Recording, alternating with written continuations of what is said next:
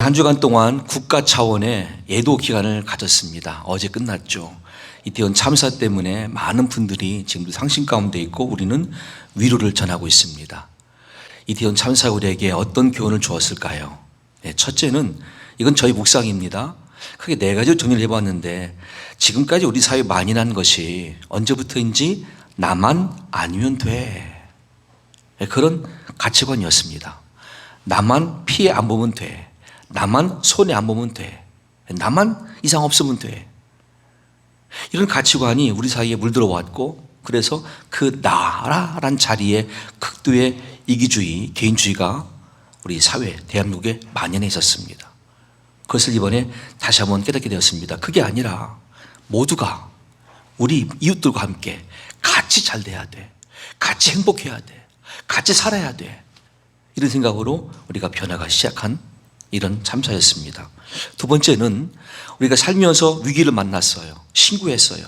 그 신고 체계가 일원화되어서 되어서 빨리 그것이 소방이든 경찰이든 행정이든 공무원들과 지역 주민들의 연합 속에서 해결될 수 있는 체계가 필요하겠죠. 이런 교훈도 얻었습니다. 세 번째는 그런데 아쉽게도 이 한 주간 동안에 우리나라 국내 여론은요, 누구 탓이다, 누구 때문이다, 아주 그냥 시끄러웠죠. 이 문제 해결과 이 문제가 주는 교훈을 얻고 그 다음 단계를 대안으로 제시하는 모습이 아니라 자꾸 싸우기만 합니다. 이 답답함을 우리가 보았습니다. 왜 싸울까? 누가 이들의 마음에서 싸움을 부채질할까? 이걸 발견한 한 주간이었습니다. 오늘 본문의 말씀에도 에베소 6장 11절 말씀에 마귀의 간계를 능히 대적하기 위하여 하나님의 전신 갑주를 입으라 라고 명령하십니다. 마귀의 간계가 뭘까요? 이 간계라는 말 뜻은 속임수예요. 농간, 노략, 순수하지 못한 지혜, 세상의 지혜, 정욕의 지혜를 말해요. 그래서 그 끝은 파멸이에요. 이걸 누가 줍니까? 마귀가 제공한다는 거예요. 이거를 알았으면 넘어가면 안 되죠. 그런데 현실은 넘어가고 있어요. 야고보 4장 1절 2절 말씀에도 너희 중에 싸움이 어디로부터, 다툼이 어디로부터 나느냐? 너희 지체 중에서 싸우는 정욕으로부터 나는 것이 아니냐? 너희는 욕심을 내어도 얻지 못하여 살인하며 시기하여도 능히 취하지 못함으로 다투고 싸우는도다 그랬습니다. 그러니까 우리가 나와 타인과의 관계 속에서 시기하고 질투하고 싸운다는 과정에는 마귀가 있어요. 마귀가 그렇게 우리 마음속에 나쁜 정욕을 심어줬어요. 이게 마귀의 관계예요. 만약 예수님께서 이태원 참사를 겪은 우리에게 말씀하신다면 어떤 메시지를 전하실까요? 예수님이 이태원 참사에 대한 말씀을 우리 한국민들에게 하신다면, 예수님 당시에도 비슷한 사건이 있었습니다. 누가복음 13장 4절 5절 말씀 보시면 그 당시 실로암 주변에 망대가 있었는데요, 망대가 무너졌어요. 거기에 18명이 다 압사당해 죽였어요. 그때 말씀하신 겁니다. 또 실로암에서 망대가 무너져 치어 죽은 18사람이 예루살렘에 거한 다른 모든 사람보다 죄가 더 있는 줄 아느냐? 너희에게 이르노니 아니라 너희도 만일 회개하지 아니하면 다 이와 같이 망하리라. 아멘.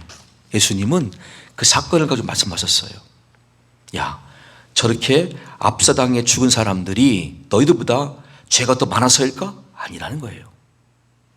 이 사건 너희들에게 지금 회개할 기회를 알려주기 위함이다. 어떤 사건은 우리에게 영적인 교훈인데 그것은 회개를 일컫는 사건이다 라고 말씀하셨어요. 이태원 참사는 오늘 저와 여러분들에게 회개할 기회예요. 어떤 회개입니까? 첫째, 내가 과거로부터 원죄가 있는 백성으로 위전적으로도 죄의 형질 가운데 있구나. 이 죄는 내가 태어난 순간부터 지금까지, 아니 우리 어머니가 모태에서부터 날 잉태할 때부터 계속 이어져 왔던 이건 죄의 유전성이 내가 극복할 문제였구나. 두 번째, 태어나 지금까지 자범죄가 있었구나. 지금 이 순간에도 나는 과연 예수님을 그냥 입으로는 나의 주님 부르지만 내 인생의 주인 삼아 살고 있는가? 확인해 보세요. 이 세 가지를 확인해 봤을 때에 걸리게 되죠. 아, 내가 아직도 예수님을 내 인생의 주인 삼지는 않고 있구나. 이게 죄예요. 그걸 회개하는 거예요. 이게 이태원 참사가 준 교훈이에요. 이게 예수님 말씀이에요. 우리는 어떤 사건을 딱 치르면서 인간적 판단만 합니다. 인간적 수사 방법만 접근합니다. 그런데 예수님은 아니에요. 근본을 말씀하세요. 너 회개해야 돼. 너도 죽음이 임박해. 너 지금 이 죽음 앞에서 너 천국을 확신할 수 있어? 라고 우리에게 질문하세요. 그럼 생각해 보십시오. 지금 이 자리에서 예배를 드리고 있는데 지붕이 딱 무너졌어요. 우리 교당 지붕이 우리 다 지금 죽게 됐어요. 100% 다 하늘나라 갈 수 있을까요? 그걸 한번 연상해 보세요. 과연 나는 천국을 지금 바로 준비할 수 있는 백성인가? 아니, 준비된 상태인가? 아니라면 이걸 회개하는 거예요. 그게 이번 사건이 주는 교훈이에요. 마귀는 어떡합니까? 거기까지 미치지 못하게 하죠. 그냥 현재 상태에서 서로 싸우게만 해요. 그래, 싸워라. 누구 탓이다, 누구 때문이다, 싸워라, 싸워라, 싸워라. 그리고 같이 망해라. 그 다음 함께 지옥 가자. 이게 마귀의 관계예요. 마귀는 최근에는 문화를 통해서도 접근하고 있고 문화를 이용하여 우리를 또 죄로 타락시키는데 이 문화 속에는 다양한 영상 매체가 포함되어 있습니다. 최근 들어 상영된 드라마에도 마귀 문화가 있었어요. 각 나라마다 문화가 있었어요. 이건 인정합니다. 그런데 마귀는 이렇게 말하죠. 그런 만큼 각 나라의 문화를 서로 인정하는 건 좋은데 그 안에서 서로가 구원이 있다라고 가장하는 거죠. 각 문화마다 구원이 있다. 불교 문화, 이슬람 문화, 유교 문화, 각 문화마다 구원이 있다라고 가르칩니다. 그리고 서로 존중하라, 서로 인정해 주라라고 말합니다. 이게 마귀의 관계예요. 그러니 우리는 주장하기를 야, 불교도 구원이 있대. 인도 힌두교도 구원이 있대. 이슬람교 각 모든 미신에도 구원이 있대. 그 틈바구니에서 기독교가 내세우는 오직 예수님만이 구원입니다라고 하는 이 말이 지금 많은 사람들의 무관심 속에 가려져 버렸죠. 그래, 다 문화 속에 구원이 있대. 각 나라마다 구원이 있대. 근데 왜 기독교만 구원이 있다고 그래? 왜 예수만 믿어야 돼? 지금 이런 시점이에요. 자, 그럼 제가 설명드릴게요. 각 나라의 모든 문화가 만들어지기 이전에 출발은 어딜까요? 인류 역사의 출발은 사실은 에덴 동산이에요. 거기는 하나님 세계예요. 그래서 온 인류는 가장 근본을 추적해 올라간다면 하나님 음성을 듣는 자리에 있어야 돼요. 그 다음이 각 나라 언어, 각 나라의 문화가 되는 것이고요. 다만 마귀의 관계에 의해서 그 하나님을 찾는 그 추구하는 방향이 잘못됐어요. 그게 마귀가 이용하는 방법이에요. 야고보 3장 14절 이하를 말씀합니다. 그러나 너희 마음속에 독한 시기와 다툼이 있으면 자랑하지 말라. 진리를 거슬러 거짓말하지 말라. 이러한 지혜는 위로부터 내려온 것이 아니요 땅 위의 것이요 정 위의 것이요 귀신의 것이니 시기와 다툼이 있는 곳에는 혼란과 모든 악한 일이 있습니다. 오직 위로부터 난 지혜, 곧 하나님께서 주시는 지혜는 첫째 성결하고 다음에 화평하고 관용하고 양순하며 긍휼과 선한 열매가 가득하고 편견과 거짓이 없나니 화평하게 하는 자들은 화평으로 심어 의의 열매를 거두느니라. 아멘. 너무나 큰 차이로 대비가 되죠. 마귀가 관계로 주어진 것들은 그 안에 독한 시기가 있어요. 자랑해요. 다퉈요. 거짓말이에요. 근데 아버지가 주시는 지혜는 성결, 화평, 관용, 양순, 긍휼, 선한 열매, 편견 없는 거짓 없는 정직과 진리를 추구하는 그 마음 상태. 얼마나 큰 차이예요. 이런 것들을 오늘 우리가 믿음의 시각에서 분별하라는 거죠. 마귀의 관계에 걸리면 이렇게 되는구나. 하지만 하나님 은혜 가운데 거한다면 이런 은혜를 계속 공유할 수 있구나. 먼저 우리가 이걸 분류하고 분별할 수 있는 지혜가 필요해요. 그 다음에는요, 이제 영적으로 마귀와의 싸움을 정말 내가 실전에서 준비를 해야 되겠죠. 본문의 말씀은 그것을 우리에게 권면하고 교훈합니다. 10절 11절 말씀의 끝으로 앞에 있는 모든 복음의 내용 다 들었던 너희들에게 말씀합니다. 너희가 주 안에서와 그 힘의 능력으로 강건하여지고 마귀의 관계를 능히 대적하기 위하여 하나님의 전신 갑주를 입으라. 아멘. 자, 우리가 강건해질 수 있는 비결은 무엇입니까? 밖에 나가서 피트니스 클럽 가입하는 게 아니에요. 막 뛰어서 몸 만드는 게 아니에요. 크리스찬으로서, 기독인으로서, 그리스도인으로서 우리의 힘이 강건할 수 있는 두 가지 비결이 있는데, 첫째, 주 안에 거하는 삶이에요. 두 번째, 성령의 능력을 힘입는 삶이에요. 주 안에 거한다. 예수님을 내가 나의 주님이라고 부르고 실제 그렇게 믿고 사는 삶이죠. 그러면 나의 주님이신 예수님은 내 삶의 원천적인 인도자, 선한 목자가 되어 주십니다. 그래서 우리가 날마다 푸른 초장으로 그리고 잔잔한 시냇가에서 영적으로 육체적으로 삶에서 주시는 평강의 열매를 날마다 경험할 수가 있어요. 이게 주 안에 거하는 삶이에요. 두 번째, 그러면서 내 안에 오신 성령님을 의지해서 성령의 능력을 더욱더 추구하는 겁니다. 성령이시여 제 안에 오셨는데 저에게 각양의 은혜와 은사를 허락해 주세요 하면서 성령의 능력을 구하는 거예요. 이 두 가지 과정의 공통점은 우리 안에 기도가 있어야 한다는 것입니다. 예수 이름의 기도와 성령의 능력을 구하는 기도가 항상 있어야 돼요. 그러면 우리는 강건해져요. 베드로전서 5장 8절 9절은 우리에게 권면하기를 근신하십시오. 깨어나십시오. 당신들의 대적 마귀가 우는 사자같이 두루다니며 삼킬 자 찾고 있습니다. 당신들은 믿음을 굳건하게 하여 마귀를 대적하십시오. 이는 세상에 있는 당신들의 형제들도 다른 성도들도 동일한 고난을 당하고 있는 줄로 아시기를 바랍니다 라고 말해줬어요. 우리가 예수를 믿으면요, 정말 감사하게도 나만이 아니라 같이 전 세계에 예수 믿는 모두 다 동일한 위치에 있는 것이고, 그건 다름 아닌 마귀와의 영적 전쟁이라고 말씀하고 있어요. 그런데 강하게 말씀하십니다. 마귀를 대적하라라고요. 대적이란 단어 뜻이 무엇입니까? 마귀가 있으면 우리가 1대1로 싸우는 상태를 말해요. 마귀를 딱 마주쳤을 때 피하는 게 아니라, 도망치는 것이 아니라 내가 딱 서서 두 눈을 부릅뜨고 마귀를 상대하는 것을 대적한다 말을 해요.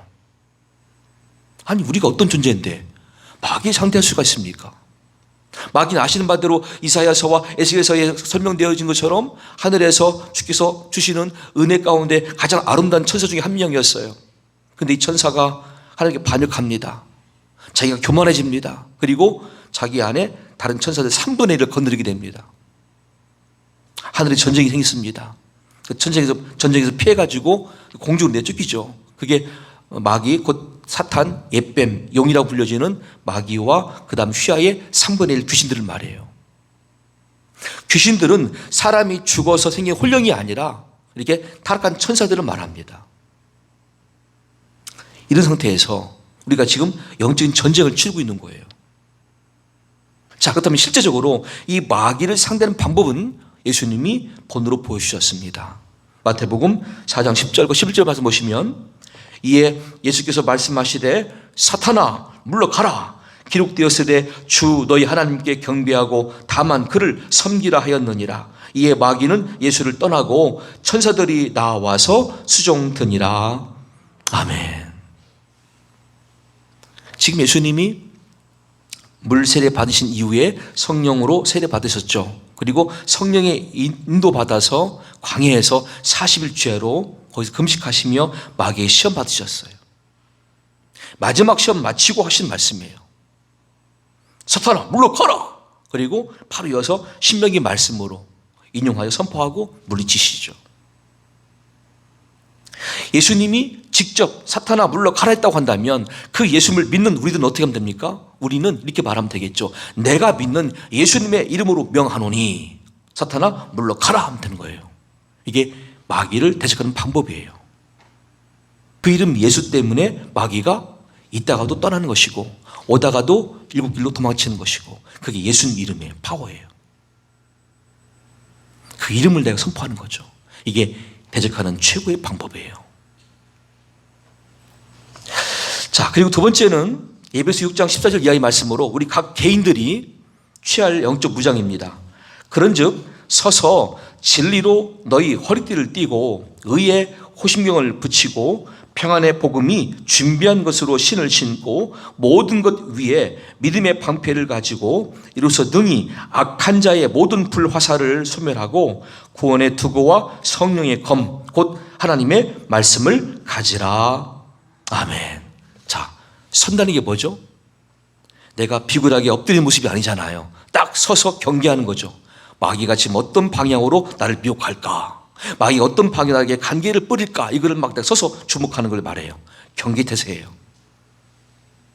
그걸 보고 있는 가운데 마귀는 갑자기 나한테 틈타지 못합니다. 왜? 내가 깨어있으니까. 주목하고 있으니까. 함부로 할 수는 없잖아요. 자, 그 상태에서 우리가 진리로, 곧 진리로 믿는 예수님, 난 예수님을 나 진리로 믿습니다. 내 허리띠가 되어주세요. 내 인생의 허리띠가 되어주세요. 우리 가정에, 우리 기업에, 우리 사업장에 허리띠가 되어주세요. 그때도 말하는 거예요. 예수님을 인정하는 것이고 믿고 신뢰하는 걸 말하는 거죠. 그 다음에 의의 호심경은 무엇입니까? 내 심장을 보호하는 장치인데요. 하나님 앞에서 난 의롭다 안 받은 백성이야. 마귀야, 너 나 미혹하지 마. 난 이미 하나님께서 나를 보시고 넌 의롭다. 넌 나의 자녀다. 선포한 백성이야. 난 그런 존재야. 예, 그런 믿음의 담대함이 의의 호심경이 딱 붙어 있어요. 우리 신발은 무엇입니까? 우리가 나아간 현장이 병원이든지 일터이든지 가정이든지 아니면 어떤 장소든지 간에 거기에 걸맞는 말씀이 있습니다. 병상에 있는 환자는 환자 자신들에게 꼭 필요한 말씀이 우선 있잖아요. 그 말씀들. 공무원 학생들 필요한 말씀이 있고요. 직장인들, 사업가 다 필요한 말씀들이 성경에 있어요. 그 말씀들을 내가 지금 직접 취하고 인용하는 걸 말해요. 그 말씀이 그 현장에서 능력이 되고 평안이 돼요. 자, 그 다음에 믿음의 방패입니다. 이 모든 것을 갖춘 내가 딱딱 믿음의 방패를 가지고 이제 마귀가 어떤 관계를 부리고 어떤 것들로 미혹한다 할지라도 대처하는 거죠. 그러면 절대 시험 들 수가 없어요. 다시 말하면 이건 사람을 미워할 문제가 아니다.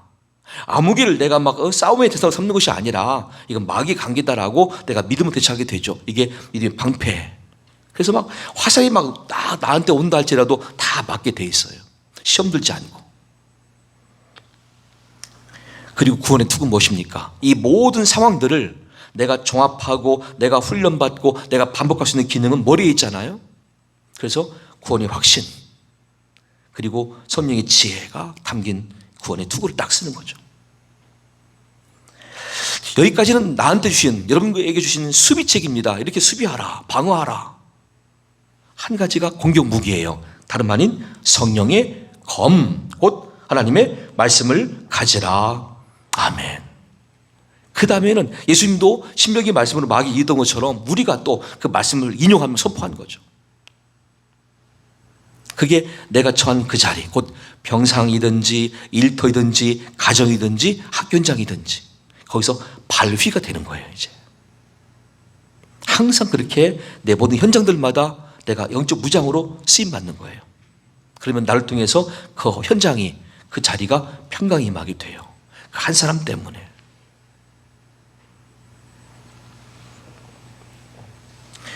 여기서 필요한 내적 준비가 있습니다. 시편 27편 1절 말씀에도 있는 것처럼 종종 많은 사람들은 이렇게 해도 제가 방법을 말씀드리고 성경적으로 고민한다 할지라도 너무 두렵다는 거죠. 마귀가, 귀신들이 겁난다, 두렵다. 자, 이 말씀 들어보십시오. 여호와는 나의 빛이요 나의 구원이시니 내가 누구를 두려워하리요. 여호와는 내 생명의 능력이시니 내가 누구를 무서워하리요. 아멘. 제가 천천히 한 번 읽어드릴게요. 여러분 마음속으로 한번 받아보십시오. 여호와는 나의 빛이요 나의 구원이시니 내가 누구를 두려워하리요. 여호와는 내 생명의 능력이시니 내가 누구를 무서워하리요? 아멘. 하나님은 절대 신뢰가 있으면 누구도 두렵지 않습니다. 마귀도 두렵지 않습니다. 그리고 내가 항상 깨어 근신하되, 긴장은 되겠지만 평강 가운데 삶을 유지할 수가 있어요. 그 상태에서 이제 우리는 나와 타인과 관계도 유념할 필요가 있습니다. 특별히 부부 간에, 부모와 자녀 사이에, 자녀와 부모 사이에, 형제 사이에, 이웃 사이에. 에베소 4장 26절 이하의 말씀에도 분을 내어도 죄를 짓지 말며 해가 짙도록 분을 품지 말고 마귀에게 틈을 주지 말라. 아멘. 만약 부부 간에 어떤 감정과 의견이 일치가 안 돼서 막 갈등이 생겼어요. 근데 그것을 하루 지나 이틀 지나 사흘 지나 계속 지금 틈이 벌어지고 있어요. 마귀는 어떡할까요? 그 틈을 타고 이용하죠. 관계를 부리죠. 서로 이해 못하게 하고, 서로 미워하게 하고, 서로 투쟁하게 하고, 서로 싸우게 하고, 심지어 양쪽 부모들까지도 갈라서게 하고, 집안 풍파 일으키는 것은 시간 문제예요. 절대 틈 열어주지 말도록 하되, 그러기 위해서는 하루 안에 이 화를, 이 분을 처리를 해야 되겠죠. 가장 좋은 방법은 하나님께 맡기는 것인데, 두 번째, 기도하다 보면 두 번째는 우리 각자가 다 불쌍하다, 나나 상대방이나 불쌍하다는 생각을 들 거예요. 왜? 우리가 하나님은 은혜로 사는 백성이고 또 은혜로 인도받아서 천국 앞에 갈 백성들인데, 그럼 우리가 여기서 왜 서로 막 미워하고 싸우지? 왜 서로 막 갈등하고 있지? 한심한 거예요.